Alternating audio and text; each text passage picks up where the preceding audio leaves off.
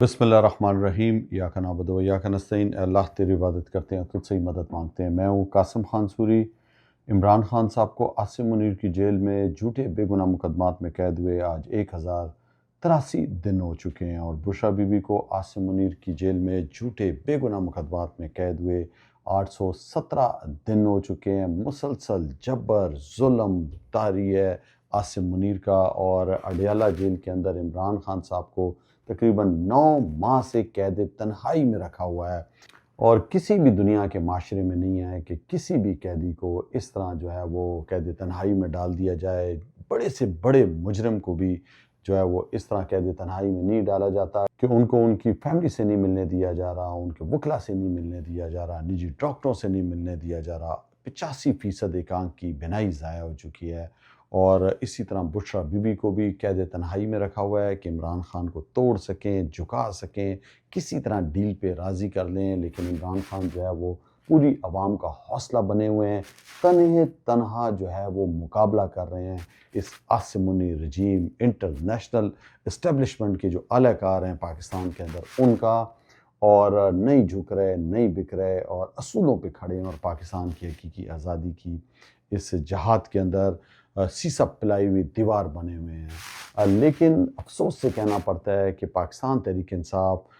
جس کے لیے عمران خان صاحب نے مسلسل 30 سال جدوجہد کی، اور تحریک انصاف کے انصاف کی تحریک شروع کی جائے جس کے اندر معاشی انصاف مل سکے اور تعلیمی انصاف مل سکے، عدالتی انصاف مل سکے، اس کے لیے 30 سال کی مسلسل جدوجہد کی، اور اس کے اندر انہوں نے صرف اور صرف میرٹ کو ترجیح دی، اور مسلسل سیاست کے اندر آواز اٹھاتے رہے پاکستان کے اندر ہر ظلم کے خلاف۔ اور ہم نے دیکھا کہ ہمیں پنگا پارٹی کہا گیا، اور اس کے بعد جو ہے وہ ایک سیٹ 2002 میں عمران خان صاحب نے لی، 2008 کا الیکشن بائیکاٹ کیا، 2013 کا الیکشن جو ہے اس کے اندر خیبر پختونخوا کی حکومت ملی، 33-34 سیٹیں قومی اسمبلی کے اندر ملی۔ عمران خان صاحب، مجھے اچھی طرح یاد ہے 2014 میں دھرنا دیا گیا، 4 سیٹوں کا بولتے رہے کہ 4 سیٹوں کے اندر جو ہے وہ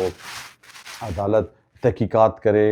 لیکن نہیں کی گئی تحقیقات، اور وہ دھرنا ہمارا 126 دن جاری رہا۔ میں 126 دن عمران خان صاحب کے ساتھ دھرنے میں تھا۔ مجھے اچھی طرح یاد ہے کہ عمران خان صاحب کے ساتھ مجھے رہنے کا، سونے کا، اس کنٹینر کے اندر سخت حالات کے اندر، بارش، گرمی کے اندر میں ان کے ساتھ رہا، اور ان حالات میں جب شیلنگ ہوئی، جب لوگوں کو مارا گیا، وہاں پر بھی ظلم ہوا، بھی ان خوش قسمت لوگوں میں ہوں جو گرمی سردی سہتا رہا، اور وہاں پہ ہم کھڑے ہوئے احتجاج کرتے رہے۔ اور اس کے بعد 2018 میں جب الیکشن ہوتا ہے تو بڑا باتیں کیا گیا، جی آر ٹی ایس کو بٹھا دیا گیا عمران خان کو جتانے کے لیے، حالانکہ پوری دنیا کو پتہ ہے کہ 30 سے زیادہ ہماری سیٹیں کھا گئے، جو جی ٹی روڈ کی تھیں، جو دوسرے علاقوں کی تھیں، اور 1000 کم کے فرق سے ہمیں 30 سیٹوں میں ہرایا گیا قومی اسمبلی کے، اور اس کے بعد جس طریقے سے جو ہے وہ اتحادی جماعتیں دی گئیں، اور بیساکھی پر حکومت ہم کرتے رہے، اور آپ دیکھیں پہلی دفعہ تھی، لیکن آج پورا پاکستان وہ 3.25 سال کا دور یاد کر رہا ہے۔ تو عمران خان صاحب کی مسلسل جدوجہد ہے اس پارٹی کو بنانے میں۔ آج 90% سے زیادہ پاکستانی جو ہیں وہ ظلم کے خلاف آج آرمی اسٹیبلشمنٹ کو نہیں سراہ رہے۔ یہ جو موجودہ حکومت کے اندر جماعتیں ہیں فارم 47 سے جو جیتی ہوئی ہیں، ان کو انہوں نے بے نقاب کیا ہوا ہے، اور 8 فروری 2024 کے الیکشن میں بھی عمران خان کا ساتھ دیا، آج تک ساتھ ہیں۔ سب سے بڑی جماعت ہے تحریک انصاف، لیکن افسوس سے کہنا پڑ رہا ہے کہ جو عوام کی توقعات ہیں آج اس پہ نہیں آ رہی۔ آج جو بھی موجودہ لیڈرشپ ہے، آپ دیکھ لیں کہ 3 سال ہونے کو آ گئے ہیں، 5 اگست کو 3 سال پورے ہو جائیں گے عمران خان صاحب کے جھوٹے مقدمات میں جیل میں قید ہوئے۔ تو جو محاذ ہے ہم سب کے سامنے، ایک تو عدالتی محاذ ہے، عمران خان صاحب کے کیسز چل رہے ہیں، ہمیں پتہ ہے 26ویں ترمیم 27ویں ترمیم کے بعد جو ہے وہ عدالتیں باندھی بنی ہوئی ہیں، عاصم لا لگا ہوا ہے۔ اس کے باوجود عمران خان صاحب کہتے ہیں میں نے ڈیل نہیں کرنی، میں عدالتوں کے ذریعے بے گناہ ہوں، جھوٹے مقدمات ہیں، فارغ ہو جاؤں گا۔ لیکن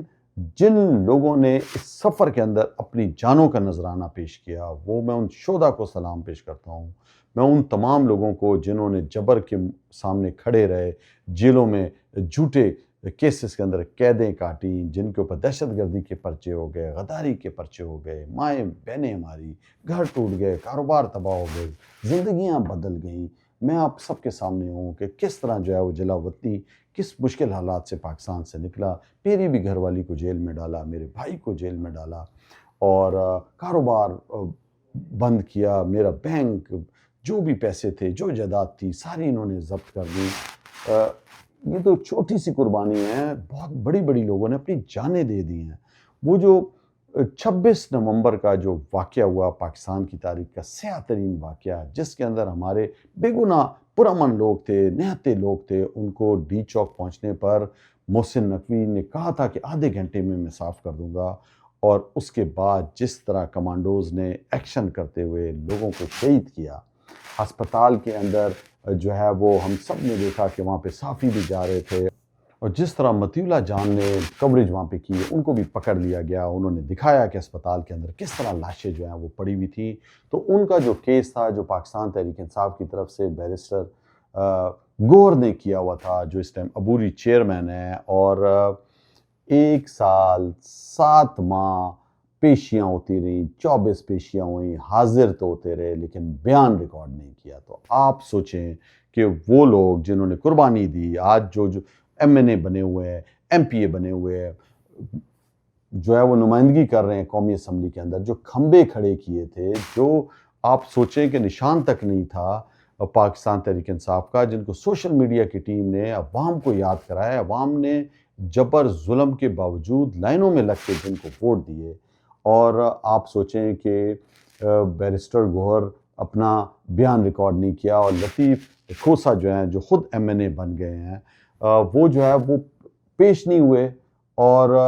کیوں بیان ریکارڈ نہیں کرایا گیا؟ میری تو سمجھ سے بالاتر ہے، جب آپ کے پاس ثبوت بھی تھے، اتنی لاشیں، اتنا مضبوط کیس، پورے پاکستان کو پتہ ہے کہ کیا ظلم ہوا، تمام جتنے بھی وہاں پہ ایمبیسیز ہیں وہاں تک یہ آوازیں گئی ہوئی ہیں، اور جتنے بھی وہاں پہ دفتر تھے، چاہے وہ جیو کا دفتر ہو، چاہے دوسرا ہو، وہاں سے ہر ایک کو پتا تھا کس طرح جو ہے اندھیرا کر کے لوگوں کے ساتھ ظلم کیا گیا۔